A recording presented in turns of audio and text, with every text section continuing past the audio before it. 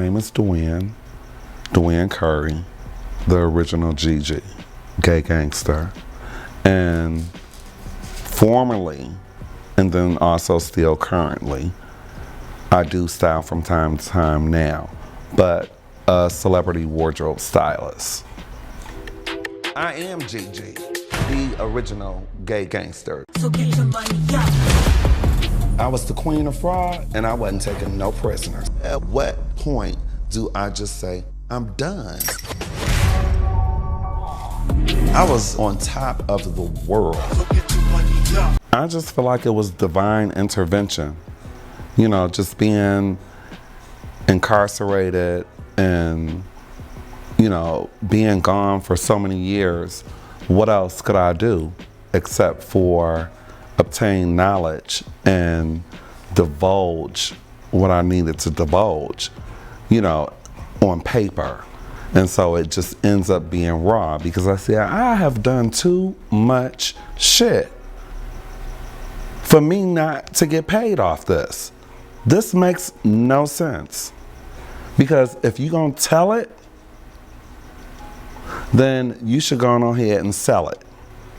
So if the game is to be told, then they definitely need to buy it. Absolutely. Only if you wasn't a snitch. And clearly, wasn't nobody doing none of that, especially Gigi.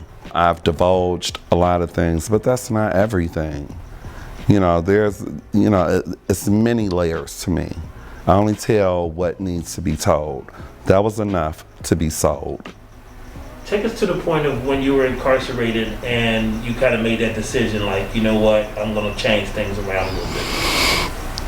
Well, once you become incarcerated, you're sitting there and it's such a deep reflection that you have to do within yourself, and you have to be fearless. And who wants to think about, okay, I got 77 and a half months and my mother is this old. Then I have my sister and I have my brother out there and just other family. But, you know, most importantly, I immediately thought about my mother, and I just never wanted to be in a position like that ever again if my mother ended up being deceased and I was behind bars, because I saw certain guys that basically had to be taken to the psych ward, you know, because their mother had passed away, or their brother, or their sister. So for me, that hit home, because I said, okay, bitch, you playing too much. Like, is it really worth it? It's like you getting money, but ain't none of this shit gonna bring them back if you not on the streets.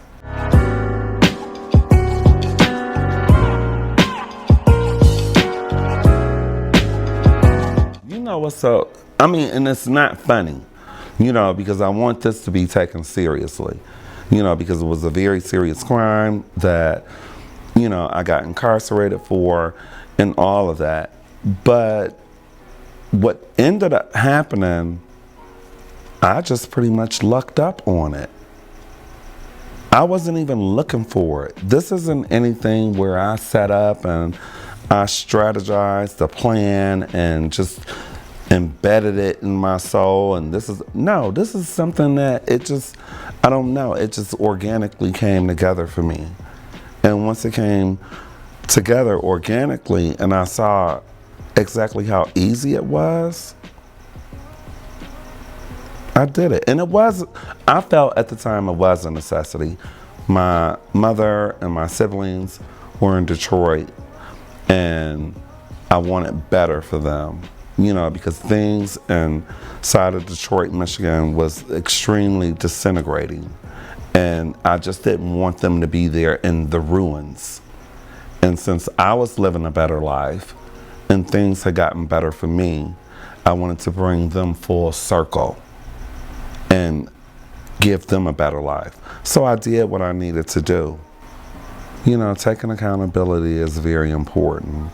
And so although the story is out there and, you know, people are intrigued about the amount of money and things of that nature that was made, which, you know, it was great. It was very plentiful. But at the end of the day, you know, it's not worth it. You know, so it's kind of like, it's deep. Because you have to take that accountability and you have to really be fearless when you look at it. When you look at, you know, the part that you actually played in the victims' lives that you affected. You know, we talking like 350,000 a wire, 400,000 or whatever it was at that particular time. I don't even have an accurate number because my ass is so old now, so I'll be forgetting. But I know that there's authenticity, because if there was not authenticity, then there would not be a show.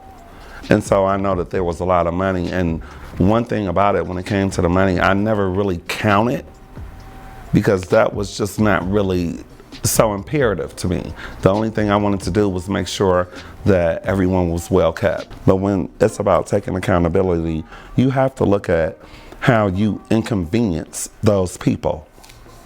And it was not nice, because I don't want that.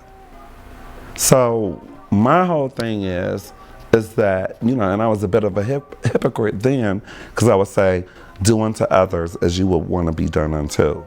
And so now, being older and being more intuitive, it's like, I get it. You know, it's about really, you know, what do you want to come back to you? In doing the show, it was, you know, it brought up a lot that was buried. So I wasn't really thinking I would be as affected by, you know, a lot of the things that I had to actually divulge. And so once I divulged them, then, you know, the shit was scary. It was like an out of body experience. So it's just, you know, it's deep, it's different, you know, when you do that and you have to dig in the bottom of the barrel and pull all this shit out that you already know it was bad and it wasn't good, but now you have to be accountable for it and you have to address it. So everything for me is about accountability.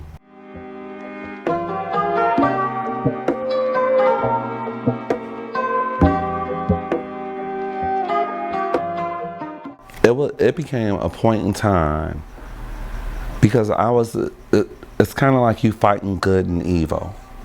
You know, being a wardrobe stylist and a celebrity wardrobe stylist, you know, and you're dealing with all these greats, and I'm hustling. But when you are in that whole celebrityism, and it's all these great black people that's working hard to get to where they're going, then it just kind of like, it diminishes everything that I'm doing when I'm hustling. Because what I want to do is turn it around. You know, that's kind of like hurt people. If you want money, you got to be around people that got money. You know, so you need to pick and choose your battles and how you do things. And so for me, that's what it was like. Trapping is just a whole new form of saying hustling. I mean, you look, Nancy Pelosi and all of them in the White House, they trapping. They had to go back to work after everything happened with our president and finish. That's trapping. Yeah, and usually what we say, we hustling. Yeah. So, you know, you always take that negative narrative and you turn it around. Right. You know, you give it a 360 so that people can see it differently. I'm still trapping in a good way right now. This is what I'm doing. I'm trapping.